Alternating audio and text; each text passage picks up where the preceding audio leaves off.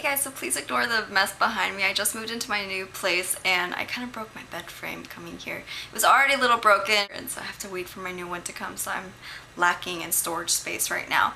But I figured this would be a really good time to do a frequently asked questions video that regards all my diet, fitness, weight loss questions that I get asked all the time, since those are extremely popular videos for me. I've always been a little hesitant to do this video because people tend to be very dismissive of me. It's kind of like with the whole hair thing. A lot of people are just like, oh, Asian girls are just naturally skinny.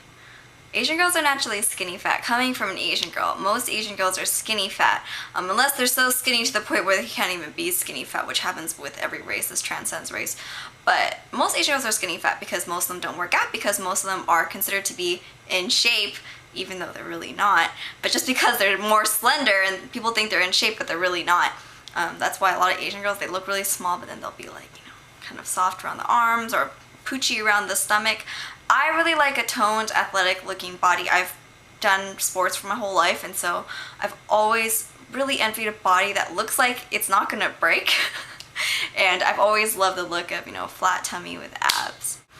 And so let's begin. And the first question I get asked all the time is about food cravings. People will message me saying, oh, I really want to eat really healthy, but I'm really hard time resisting chocolate, ice cream, whatever it is that you really like. First off, let me say that it takes the average person about 2 weeks to stop hunger cravings or food cravings for a particular food. I used to really like soda, but I never drink it anymore. But that used to be one of my vices, I guess. Now I just really like boba, but I feel like everything in moderation is okay. It's better to eat really healthy and eat a little bit of the bad stuff rather than try to deny yourself all the bad stuff and then end up binge eating on something really unhealthy. Just, make sure you control your portion sizes. Don't have it all the time. And if you eat ice cream, just have a really small, tiny bowl full, like one of those dipping sauce bowls, something very small, controlled. Maybe limit yourself to half a cookie at most, or one cookie, whatever it is. And I think that helps a lot with food cravings, but just know that takes about 2 weeks for food cravings to go away. Next question I get asked most commonly is target fat loss. I've addressed this before, but it's actually physically impossible to lose fat from just one place on your body. You can build up certain muscle groups. If I wanted to build up my arms, to get super yoked arms or super buff abs, you can target muscle groups to build up, but you can't target fat loss. Everyone deposits their fat in different places. I have some friends that have super ripped bellies, but then they just have softer arms just because that's how their body works. And the only way that they would be able to have really, really skinny arms is if they got even skinnier than they already are, which probably wouldn't be a very good look on them. Like me, for example, I have really toned legs, but then I do have a little bit of a butt. And butts give you a little bit of a thigh, and then thighs inevitably give you a little bit of a thicker leg. And there's only one way I can have skinny twig legs, and the only way I can have skinny twig legs is if I get so skinny to the point where I'm like 92 pounds, size 22, 23, and it's a really bad look on me. I don't really like it. I'm comfortable with what I am now, and so everyone's body just deposits their fat in different places. It's not anything that you do. That's how you are. See, for girls, you kind of have to decide, is, losing fat from my one place that bothers me a lot going to compromise everything else? Because it will, because it's going to compromise, your cup size, all those things. So that's something to think about. Next question I get asked most commonly is about motivation. People message me saying, I really want to go to the gym, but I'm not motivated. I don't know how you get to the gym every day. Like, what is it that you do that motivates you? So this was always a hard question for me to answer because I felt like nothing that I said would actually really make a difference. And the reason why I say that is because everyone has their own reasons to be motivated. It's like with everything in life. It's either important enough to you that you make time and the energy to do it, or it's not important enough to you. And if it's not important enough to you, then no matter what, sooner or later along the line, no one's going to be able to push you except yourself. No one can force you to do anything but yourself. So if you yourself don't care enough to go, then you're not going to go. And everyone has their own reasons for motivation. My reasons personally, quite a few reasons. The first reason would definitely obviously be for the physical aspect, confidence. If you are comfortable in your own skin, you're comfortable in your clothing, you feel good about yourself when you walk out the door, then life's a lot different. Your interactions with people, everything will change. Your entire day, just all those little things. And so that's one reason why. Another reason why is, like I said, I come from an overweight family. Most of my family is obese, as well as diabetic. So that is another reason why I work out. And also just for a stress reliever, natural, happy chemicals in your brain, endorphins, It makes you feel a lot better when you're mad and you just take a run. It makes everything a lot better, kind of like a hot shower. Most commonly asked question by far is about my current workout routine and diet. So I don't really like calling what I do a diet, but I eat about 5-6 times a day, every 3 hours, smaller meals. I have a very high fiber diet in particular because I have a really bad digestive system. Lots of fruits and veggies. I'll show you guys kind of a shopping trip I did. So this is what groceries looks like pretty much every week, give or take a few things.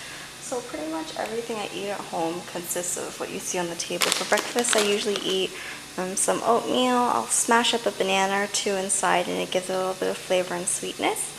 And then, you know, hard-boiled an egg, and I'll eat just the egg whites. I hate egg yolk. I just don't think it tastes good. Like, I like eggs scrambled together, but I don't like egg yolk by itself. It's just gross. I found a watermelon at H Mart. Watermelon is one of my favorite Chinese soups of all time.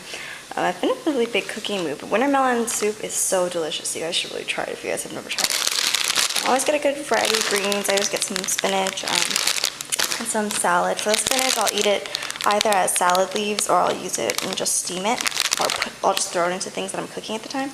Got some raspberries, some tofu, some Greek yogurt. I love snacking on Greek yogurt later in the day because it actually is higher in protein. And so what that means is that it's going to keep you full for longer. So for one of my 5 or 6 meals a day, I'll just eat one of these and I'll eat a bunch of veggies or fruit, whatever. Chobani is probably my favorite, closely followed by phage, and there's another one that's called Go Greek or something. That one's pretty good too, but the phage one I noticed is just a little bit chunkier and thicker, so if you don't like how yogurt tastes, you're probably not gonna like this one. I've got some zucchini. I like to cook that with some lemon pepper in a non-stick pan, and it's really, really good. Chinese broccoli, so good steamed or boiled. Bananas, edamame, really fun to just boil and snack on. White peaches, which are like my favorite thing of all time. And then I got all this pre-marinated meat just because I went to the Korean market the other day, or this morning, and I love this stuff because it's really good and it's really flavorful. So yeah, there you guys go. That's pretty much what I did. And all of you guys are gonna be like, oh, that's so boring. But then when I go out and eat, I honestly eat whatever I want. I just don't go out very often to eat. I only eat out maybe 3 meals a week max. And whenever I'm home, I eat really healthy. But whenever I go out, I let myself eat whatever I want. Yeah, I also forgot I got a Korean melon. These are so yummy. It's kind of like, you eat it just like how you would a cantaloupe or anything like that. And they're really, really sweet and really good. Probably one of my most favorite Korean fruits next to slipseed grapes, which I see a lot in Korean markets as well. And I also got a bell pepper. Red bell peppers are the same thing as green bell peppers. They've just been on the vine longer. Really, really good for you. I love this fresh cooked anyway. I love to put it in salads. It just makes it a little bit less dull. Interesting.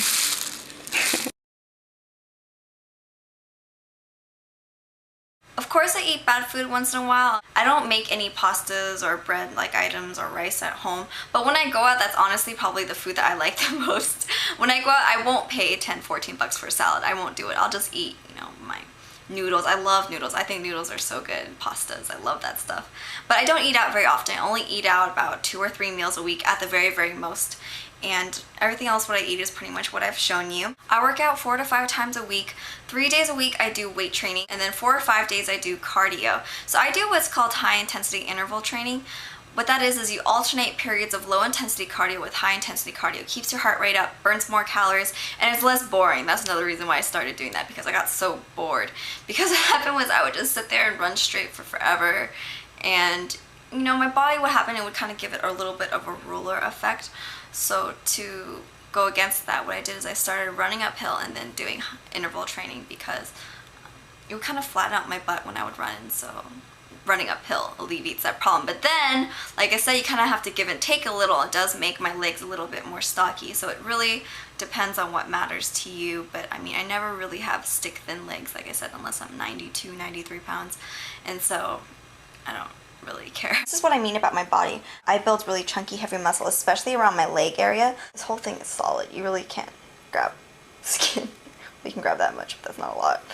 So yeah, I just build really heavy muscle, but that's how my body has always been. I think a lot of it had to do with dance and just the muscle memory. My body never really forgot what it was like to dance.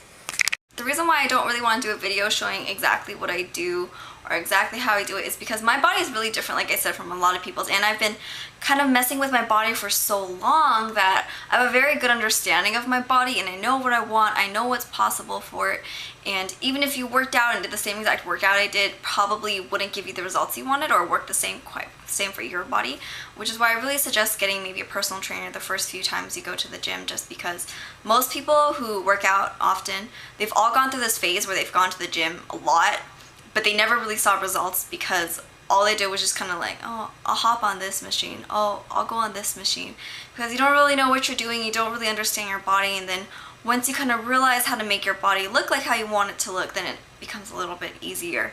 But that's why I haven't done a video showing that. Also because I don't want anyone to get hurt, and it's very easy to get hurt at the gym. You'd be surprised how many people injure themselves doing physical activities, and I'm lucky that I've never been hurt, but it's definitely very, very possible. And so yeah, that's it. That is my frequently asked questions video regarding weight loss, diet, exercise, all of that. I hope that was moderately helpful, and I'll talk to you guys later. Bye.